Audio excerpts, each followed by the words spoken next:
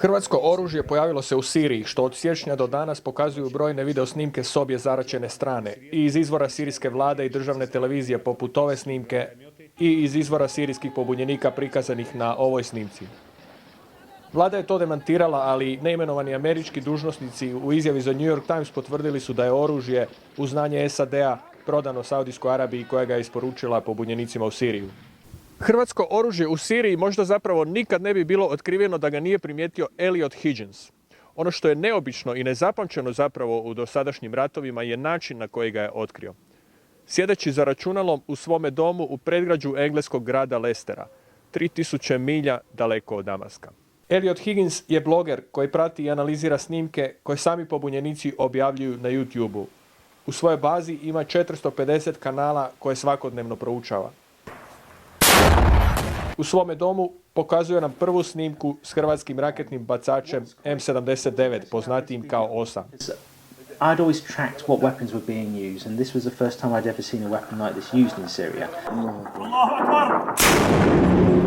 Nakon te jedne, Higgins je počeo otkrivati još snimaka u kojima se pojavljuje isti raketni bacač kao i bestrzajni top. That made me a bit suspicious, and the Syrian army doesn't use those weapons, so they had no real reason to be in Syria in massive quantities. So what really stood out to me was when I came across this video that was posted on Syrian state television.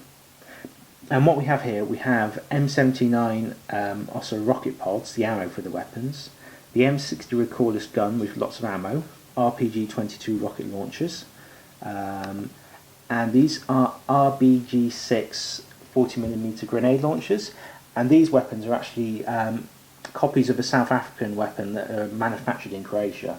So there was a massive amount of weapons captured. It was all in one video. These were all captured in the same region as the weapons I'd been seeing, and they all were linked together by Croatia. So the New York Times approached me. They asked me if I could do a blog post on their At War blog about a subject I thought was interesting at the moment. So I thought, I'll write about this. I sent them the information, and they then asked me if I could just wait a while whilst they investigated it further, and they uncovered the whole story behind it. They found the Croatians were providing the weapons to the Saudi Arabians, who were then smuggling them over the border from Jordan into the country. So this demonstrates how, by having a lot of, being able to see a lot of videos and from different areas, you can sort of pick up details that would otherwise be overlooked and missed by someone who might be on the ground looking at these weapons. Eliot Higgins nikada nije bio u Siriji, nije stručnjak za oružje, nikad nije bio novinar ili profesionalni analitičar, ali mnoge svjetske medijske kuće i nevladine organizacije smatraju njegov rad korisnim. Ovaj bloger prvi je otkrio i video snimke koje dokazuju da sirijski režim koristi kazetne bombe, što je čak i važnije otkriće od hrvatskog oružja u rukama sirijskih pobunjenika. Posljednjih tjedana nastavlja pratiti u čijim sve rukama završava hrvatsko naoružanje, pa je pokazao da ga koriste i pobunjenici koji pripadaju militantnim islamističkim organizacijama, a ne samo sekularni pobunjenici iz redova slobodne sirijske vojske kojima je oružje bilo namijenjeno.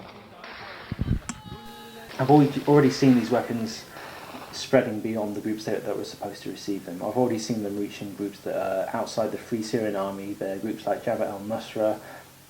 And that indicates to me that because these groups are fighting side by side a lot of the time, groups in the Free Syrian armies and jihadists, there's just going to be a natural flow between the two groups.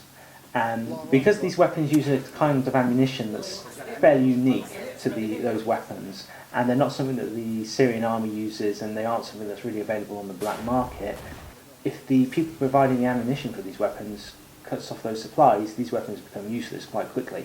So it gives an element of control even if these weapons are going to jihadists and the wrong sort of people.